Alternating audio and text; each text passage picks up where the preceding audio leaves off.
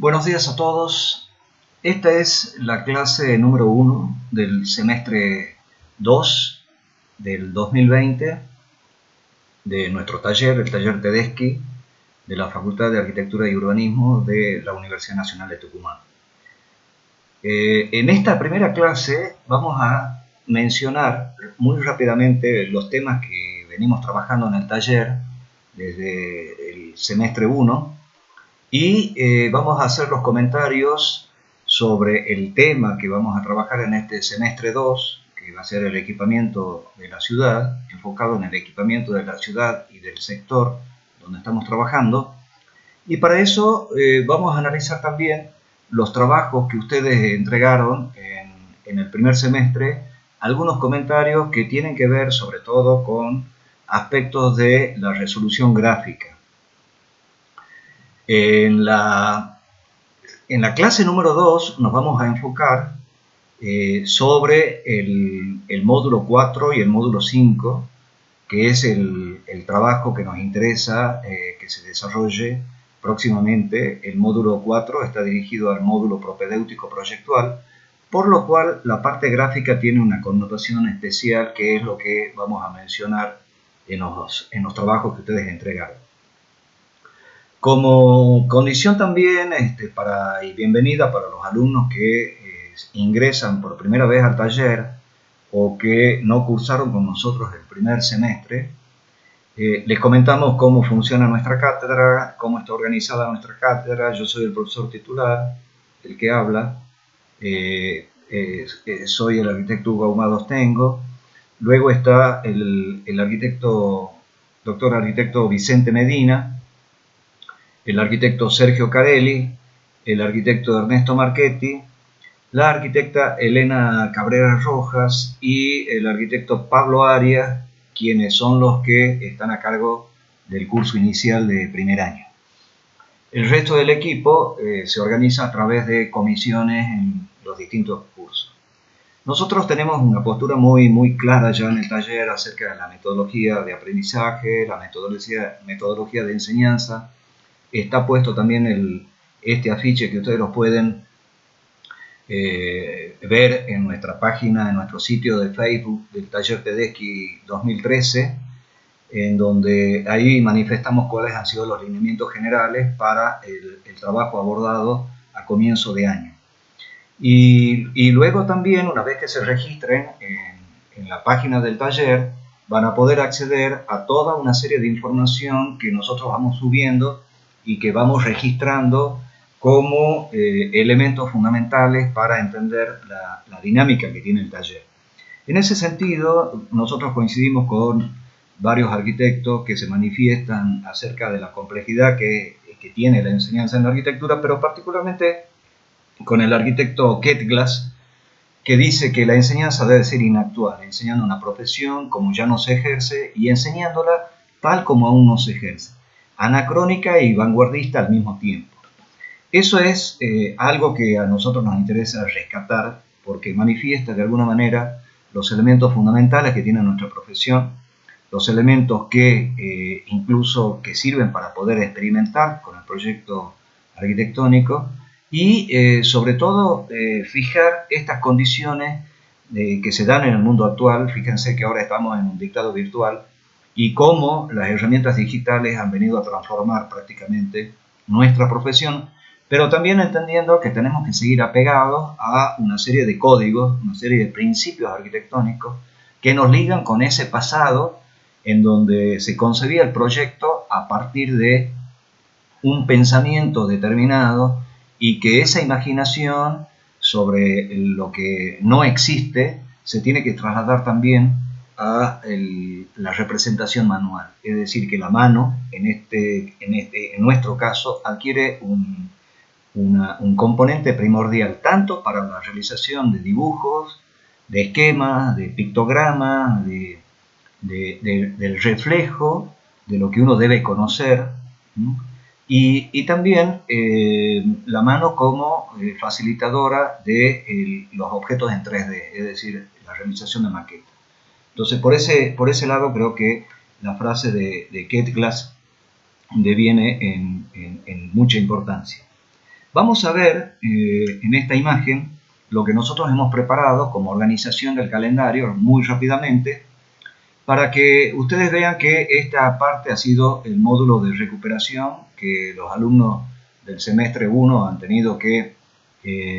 ponerse al día con algunos cambios de su proyecto, y ahora estamos en el día supuestamente 28 de septiembre en que iniciamos las actividades del taller con el módulo 4. A partir del 12 de octubre vamos a tener las semanas que están marcadas acá, que son 9 semanas, si mal no recuerdo, 1, 2, 3, 4, 5, 6, 7, 8 y 9 semanas, en que nuestro semestre es bastante corto con respecto a los anteriores. En esas 9 semanas tenemos una tarea muy organizada, que es la que nosotros ya venimos trabajando en el semestre anterior, en donde acá están marcados con estos círculos de colores las distintas actividades que vamos a desarrollar en el módulo 5. Toda esta cuestión del módulo 4 y del módulo 5 va a quedar explicada en la clase número 2. Por lo pronto, ahora solamente quiero indicarles que este calendario ya está puesto también en nuestra página del taller, en donde ustedes lo pueden consultar. Es necesario tenerlo siempre presente al calendario, porque en ese calendario estamos fijando cuáles son las temáticas que vamos a desarrollar en cada una de estas semanas, que en este momento no me voy a detener en eso. Vamos a seguir trabajando en la propuesta del primer semestre con los lotes y los terrenos y el sector en que hemos venido trabajando, que es el sector conocido como el sector de la cerámica Matas. Esta es la avenida Belgrano,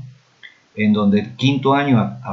hizo una propuesta de edificios de vivienda en el primer semestre, y ahora va a trabajar con edificios plurifuncionales o de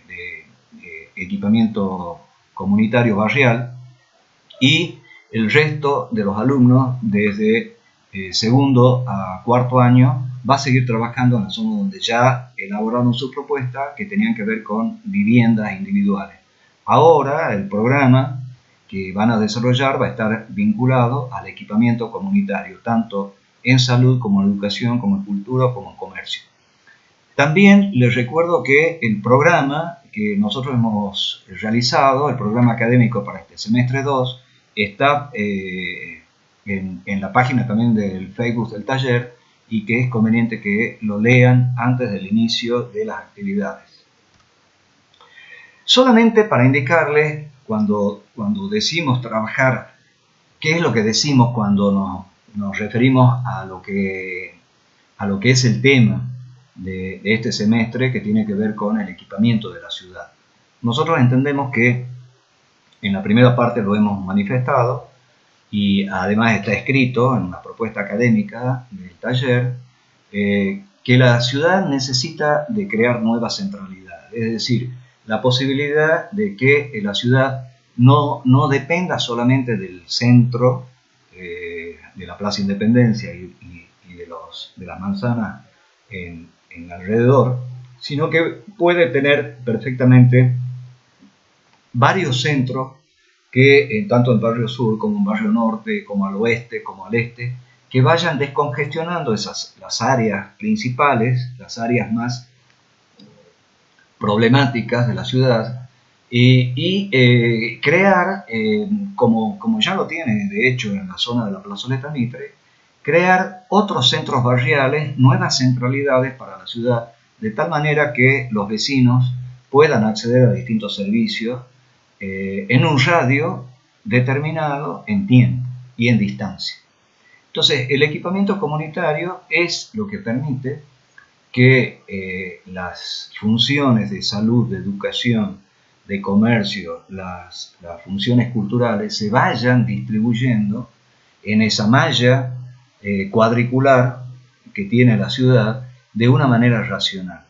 De ahí es que la provincia y el municipio organizan cómo se van a distribuir estos tipos de edificios, y hay, obviamente, desde el punto de vista de la salud, toda una estrategia, todo un andamiaje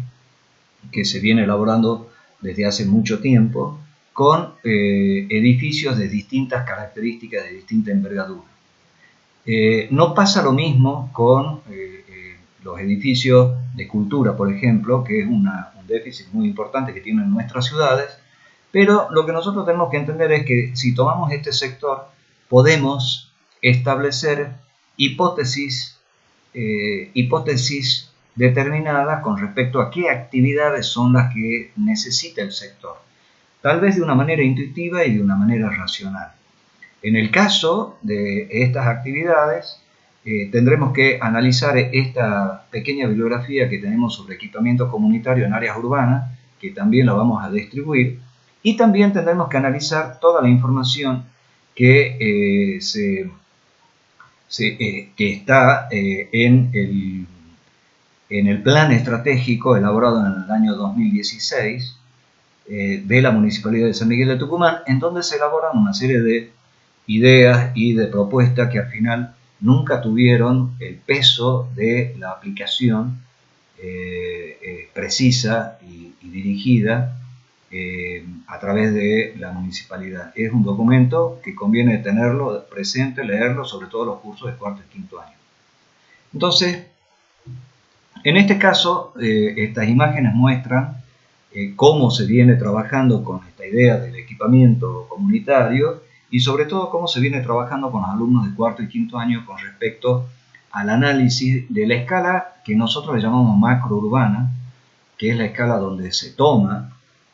la posición geográfica que tiene Tucumán frente a América Latina y que tiene la ciudad de Tucumán frente a la provincia, y a partir de la ciudad entender cuáles serían los conceptos más importantes que debiéramos manejar con respecto a las áreas centrales, por ejemplo, en este caso, a la centralidad o a la descentralidad, ¿no?, que es lo que ya venimos hablando, con respecto al crecimiento de la ciudad, con respecto a la estructura urbana, con respecto a la infraestructura y lo que nosotros le llamamos las cuatro puertas y los nuevos centros, con respecto a la consolidación de un área y de un límite que pueda ser establecido de alguna manera y que eso le ayude a tener una identidad también a nuestra ciudad, algo que es bastante complicado. Y luego también sobre la movilidad y el transporte, es decir, teniendo en cuenta la infraestructura de transporte que es fundamental para el funcionamiento de cualquier ciudad. Estas son esquemas que en este caso lo elaboró nuestra alumna de ahora del proyecto final, Aimé Targa García, y que sirven como para ejemplificar nuestra postura también y la postura del alumno referido a esta cuestión, al análisis de lo macrourbano. También podemos ver esta lámina que fue elaborada por Candela García Ruibal, alumna ahora de quinto año, en donde trabajamos en el año pasado en la zona del Bajo, y aparecen todos los gráficos explicativos de qué es lo que hay en el Bajo y cómo se puede trabajar en esa zona, a partir de un relevamiento fotográfico y de un relevamiento muy interesante que se hizo sobre los usos y funciones de ese sector. Con respecto a esto, también es importante remarcar que es fundamental tener un plano que refleje las actividades comerciales, las actividades de vivienda, las actividades de cultura, para saber exactamente y para tener los datos con los cuales poder operar con respecto al equipamiento comunitario. Este es el trabajo que ya vamos a empezar a ver, el trabajo de Candela García Ruibal, realizado en el primer semestre, donde también aparece esta idea del análisis de la escala macrourbana y la otra escala mesourbana y la escala arquitectónica ya que nosotros le llamamos la escala microurbana. Entonces están presentes tres láminas que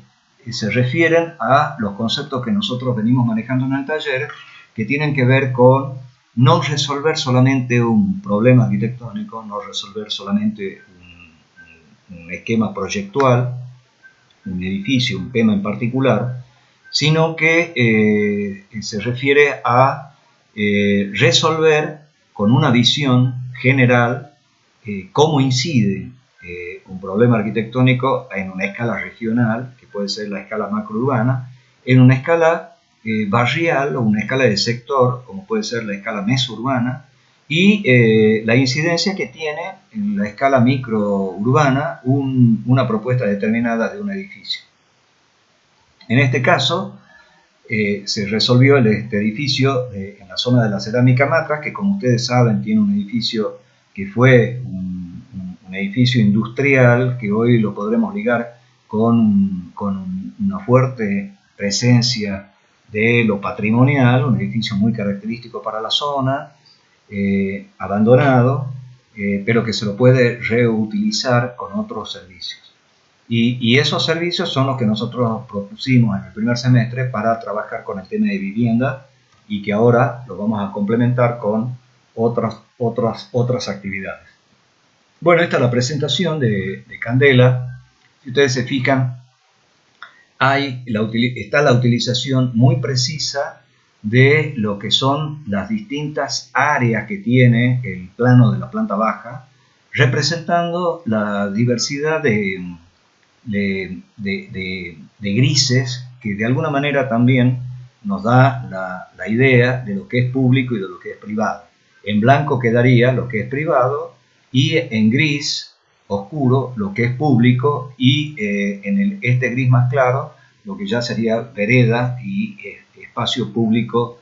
urbano público, ¿no? Esto es fundamental tener en claro el uso de los grises para poder entender la lectura de un proyecto complejo como es un proyecto de este tamaño. Por lo tanto, hay que remarcar muy bien lo que serían los accesos, las circulaciones, los espacios privados y los espacios públicos. En esta otra lámina, ya fíjense que acá hay una especie de zonificación de las tipologías de la vivienda, que es también algo de mucha utilidad para entender un proyecto de mediana complejidad, en donde uno tiene que establecer un criterio de organización de la planta del edificio con los colores adecuados, con la simbología que representa cada color, para poder entender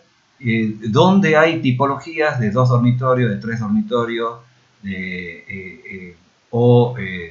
departamento en dúplex o lo que fuere, y entender cómo se organizan en los distintos niveles, ¿no? Tanto en el primer piso, el segundo piso, el tercero, el cuarto, etc. Y luego también, con ese mismo esquema, tener la posibilidad de ubicar los servicios, las circulaciones horizontales y verticales. Y además de eso, el desarrollo planimétrico, el desarrollo de las plantas, tiene que estar muy bien representado, como es en este caso, en donde se observan los colores con las distintas tipologías y la ubicación de esa tipología en este plano, y el equipamiento que queda sintéticamente elaborado de una forma muy clara y muy ordenada con el color de fondo. Entonces uno lee el plano con los muros en negro y la estructura portante en rojo de una forma muy precisa. En el otro sector de la lámina se desarrolló también otro tipo de proyectos culturales, en este caso creo que fue como un centro cultural y una sala de auditorio. Bueno, los otros niveles, el desarrollo incluso también de la nave central del edificio de la Cerámica Matras, con una propuesta de actividades comerciales, en donde también se la desarrolló suficientemente clara. Bueno, y la lámina de las elevaciones, la lámina de un corte que es fundamental. Lamentablemente ya por el tiempo de desarrollo de este proyecto no avanzamos más en detalles más particulares del edificio, como un corte, fachada y demás. Esta es la perspectiva que tuvo el proyecto de Candela, un edificio muy sintético, muy ordenado, muy preciso, con espacios muy adecuados, tanto los espacios de entrada que se vinculan incluso con los ejes principales del edificio de la Cerámica Matras. La otra zona más cercana a la avenida Belgrano con los edificios culturales, y la peatonal que va enhebrando toda una tira de viviendas y con las otras tiras de vivienda que se van insertando en esa circulación con tipologías en algunos casos también escalonadas. Bueno, este es el otro trabajo en donde ustedes también pueden ver la postura de un alumno de quinto año. En este caso es el trabajo de Jesús Godoy, en donde está en la primera lámina toda la información ordenada de estas tres escalas, la situación actual y la propuesta. Fíjense, estos croquis, estos esquemas son muy sintéticos y muy importantes de poder elaborarlos en forma muy abstracta, en donde se ve en la lectura, se ven las elaboraciones de sus ideas, en definitiva, ¿no es así? Con respecto al crecimiento, con respecto al envolvente, con respecto al transporte, con respecto a distintas variables. Y en esta ya propuestas con el sector se analizan cuáles serían las actividades que se podrían implantar, no tan solo de vivienda, que son las que están acá, sino también otro tipo de actividades y un despiece de actividades, proponiendo incluso ya en ese momento cómo podría ser un edificio plurifuncional, que es lo que vamos a desarrollar en este semestre. Bueno, y la propuesta también de Jesús en el tema de su proyecto referido al conjunto de vivienda, el despiece en axonométrica, que es muy importante para estudiar volumétricamente cómo funciona una estructura compleja de este tipo, y luego, fíjense, la lectura muy clara, muy ordenada de cómo funciona su propuesta de conjunto de vivienda, que es una tira ordenada, donde van apareciendo una serie de células con elementos diferentes en las esquinas o en los extremos, cómo se ordenan las distintas tipologías dentro de esta organización, los distintos niveles, dónde va cada tipología, en qué nivel va cada tipología, una explicación en corte de esas tipologías y luego el desarrollo planimétrico de cada una de esas tipologías con los colores respectivos para identificarlas. La tipología de 2 o 3 dormitorios o dúplex, en fin, todas esas tipologías. Esta es una lámina fundamental, una lámina muy racional, en donde ustedes tienen que entender de que la parte gráfica es fundamental, que se la sepa resolver para poder acceder a una información completa del proyecto. Este es otro proyecto ya de una alumna de cuarto año, de Victoria Jara, en donde propone también sus ideas con respecto a esa escala barrial, a esa escala mesurbana, croquis explicativos de cómo funcionan los distintos niveles, qué es lo que hay en los distintos niveles, su plano de conjunto en relación a los otros temas. Esto que nos parece muy interesante también, lo que desarrolla Victoria, que es el capítulo que nosotros llamamos las variables de idea y geometría, desde dónde partimos, cuál es la idea central y cómo utilizamos esa geometría, y el desarrollo planimétrico muy acertado, siguiendo esta organización esquemática del inmueble Villá, que fue uno de los paramodelos que tomamos, y cómo el inmueble Villá se va aplicando en un tipo de departamentos con las modificaciones propuestas por Victoria. Y obviamente también la parte esta de la gráfica, que es lo que me interesa remarcar en esta etapa, más allá de los comentarios de proyecto que podamos hacer, pero la resolución gráfica y la resolución digital del proyecto es lo que queremos que ustedes analicen y vean. Estas son las propuestas de las distintas tipologías. Fíjense que acá no se aprecia el fondo, el piso de cada uno de los departamentos, por lo tanto se hace confuso la lectura del mismo equipamiento, ¿no? Entonces es aconsejable que el fondo de la planta en 1 en 100 tenga un color en el piso o un color al equipamiento. Una buena calidad también en la resolución formal del proyecto, la resolución de la planta baja y la resolución de la cubierta. Las otras láminas también nos van hablando de los distintos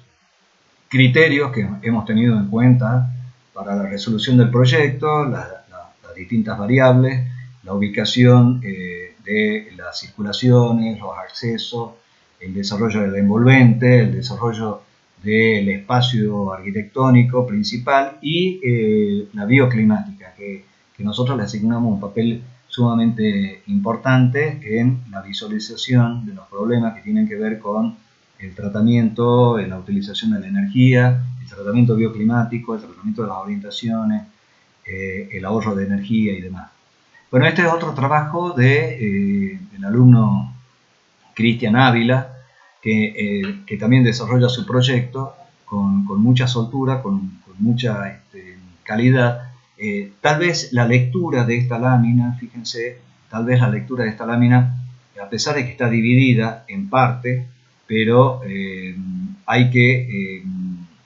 reordenar o se hace tal vez quizás un tanto confusa la lectura de cada uno de esos sectores, porque hay que tener un criterio organizativo para colocar las imágenes y para colocar el texto. Entonces, toda esta parte de comunicación gráfica también es muy importante porque habla de cómo funciona un proyecto racionalmente y cuando es pensado racionalmente, ¿no? Este es el desarrollo de sus planos de sector. Acá está el edificio. Fíjense que hay una diferencia en la preponderancia de los grises, la utilización de los grises, ¿no? Entonces, quizás acá haya que readecuar la utilización de los árboles, la gráfica de los árboles y la gráfica de las texturas de los pisos y la sombra de un edificio que debe estar reflejada en un plano de conjunto, ¿no? Porque la sombra es lo que me da la identidad y uno puede saber el grado de altura, la importancia que tiene el edificio y demás, ¿no? Y eso no tiene que estar marcado en el plano de conjunto. En este plano de las plantas también, que están bastante bien ordenadas, la ubicación de los servicios, pero no se hace, no hay claridad con respecto, fíjense algo que es muy simple, que los árboles, por ejemplo, si están en la planta baja, que creo que es esta la planta baja, no pueden ser los mismos que en las plantas del segundo o tercer nivel. Son distintos, no puede ser el mismo árbol. Entonces esa gráfica ya nos complica la lectura de la información. Además de eso, la utilización, y acá es un tema que nosotros somos constantes en la repetición, los bloques de AutoCAD se los desarrolla, los bloques de muebles, sillas, mesas y demás, se los desarrollan en escala 1 en 1. Esos bloques no pueden ser utilizados en escala 1 en 250, 1 en 500. Yo tengo que utilizar simplemente cuadrados, porque el bloque tiene un nivel de resolución que está en una escala absolutamente diferente a la escala de resolución que nosotros estamos por imprimir. Por lo tanto, los colores de impresión hay que saber manejarlos para entender qué es lo que está adelante, qué es lo que está atrás y cómo tengo que utilizar un esquema muy simple de representación que no provoque inconvenientes en la lectura al momento de plotear. Incluso también hay problemas en la resolución de los cortes, tanto longitudinales como los cortes transversales. En ese sentido, nosotros hemos dado una clase que ustedes la pueden ver dirigida a alumnos de primer año, que luego también la vamos a comentar cuando realicemos la clase número 2, que está dirigida a esta cuestión: cómo interpretar, cómo comprender y cómo representar gráficamente los elementos básicos y necesarios en el nacimiento de un proyecto. Entonces, esto es muy importante saber manejarlo y notamos que los alumnos tienen dificultades en la realización de los cortes, por dónde deben ser los cortes y qué se debe dibujar cuando se dibuja un corte. Bueno, este es otro alumno, en este caso es Ángeles González Namur, que resuelve también un edificio de vivienda partiendo del análisis realizado con los paramodelos que nosotros les dimos. Y acá también aparecen estas cuestiones que nos tienen que ayudar a entender la representación arquitectónica. Fíjense, en este caso, la utilización de un árbol frondoso nos impide ver la propuesta arquitectónica del edificio. Entonces, uno tiene que saber utilizar los recursos con los que se maneja para explotar el máximo de beneficio que tiene un proyecto. Incluso acá, en este plano de conjunto, aparece una línea de caminería como si fuese lo más importante de la propuesta del conjunto, ¿no? Y no aparece en la sombra nítidamente dibujada. Son cuestiones que tienen que ver con esta transición entre lo analógico y lo digital. Acá aparece también el espacio principal de la propuesta de Ángeles, pero que ese espacio debe ser reforzado con un gris en particular para entender de que ese espacio es el más importante de su propuesta, ¿no? Lo mismo pasa con los bloques que ya mencionábamos recién. Acá se nota que hay una serie de información en el equipamiento que la hace confusa la lectura de la planta porque hay un abigarramiento de la utilización de esos bloques. Sin embargo, acá es mucho más clara la lectura, una planta muy bien resuelta, con un sector flexible que puede ser una zona de trabajo dentro de la misma vivienda, algo que está muy en sintonía con los problemas estos de pandemia que estamos atravesando actualmente. Y obviamente también en este corte ya notamos esa condición de que siempre también lo repetimos, un corte no puede, tengo que elegir por dónde hacer un corte para explotar las cualidades arquitectónicas del proyecto. Esa es la primera condición de un corte, ese es el corte esquemático, conceptual, arquitectónico. Luego viene el corte constructivo, que ese sí lo puedo hacer por un sector, por una fachada, o lo puedo hacer por una cocina, por un baño, donde me interesa estudiar los conceptos, los elementos constructivos. Fíjense, esta es una alumna del segundo año, un trabajo muy importante, muy interesante, Lourdes Retamoso. Fíjense cómo son los árboles, que es lo que decíamos recién. Los árboles, en este caso, son unas líneas muy sobrias, pero que no me entorpecen la lectura del proyecto. Y noten cómo están dibujados el equipamiento, el exterior del edificio, los croquis, las perspectivas, las fotos de la maqueta, las axonométricas. Es decir, hay un equilibrio notable. Este es un trabajo de muy buena calificación. Una alumna del segundo año, me parece que ha puesto acá mucho empeño, mucha voluntad de superación, un trabajo que nos alienta para que sigan en el taller, para que continúen experimentando diversas propuestas y puedan superarse año tras año.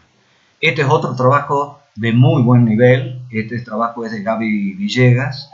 alumna de segundo año del taller, en donde a través de todo el semestre ha demostrado mucho compromiso. Acá también me gustaría mencionar toda esta discusión que se produce en nuestro país, lamentablemente, que van en contra de lo que nuestros alumnos se superan día a día, que es en contra del mérito y del afán de superación. Parece mentira, pero que tenemos que estar luchando y reafirmando los principios que nos han hecho, que hemos heredado de nuestros padres, de nuestros abuelos y que nos han hecho evolucionar a lo largo del siglo XX. A través del mérito es donde nosotros logramos la superación individual, a través de corregir nuestros errores, superarlos, equivocarnos y volverlos a hacer una y 100 y 1000 veces. Es así como nos superamos día a día. Este trabajo muestra ese afán de superación, de mucho mérito. Tenemos que felicitar a estos alumnos del segundo año que demuestran este grado de compromiso. Fíjense acá la resolución de los frentes, la resolución de los cortes. Los cortes tienen vigas invertidas para que el espacio fluya. Los cortes están perfectamente realizados. El dibujo de las plantas con la ubicación de los muebles y del equipamiento, los esquemas en axonométrica. Me parece que estos dos trabajos son realmente muy meritorios. Hay otros alumnos que también han trabajado en este mismo nivel, solo por una cuestión de tiempo no lo hemos incluido, pero tenemos otras notas del segundo año que son muy buenas, entre 9 y 10 puntos. Bueno, esta es la bibliografía que hemos venido manejando en el taller, ustedes la tienen, está editada ya y la hemos distribuido a través de Google Drive. es toda una bibliografía ya digitalizada y que, bueno, en los casos de los alumnos que ingresen ahora, la podrán solicitar y la podrán bajar. Esta es la bibliografía también que estamos manejando, que ya la vamos a comentar en la clase siguiente, que es la bibliografía que estamos manejando con respecto a esta primera parte del módulo 4, que tiene que ver con la idea de trabajar en un proyecto, en un trabajo que tenga que ver con la ejercitación de lo proyectual de forma rápida. También quiero que todos ustedes sepan que a lo largo de este primer semestre, y que nosotros ya lo venimos elaborando desde el 2018,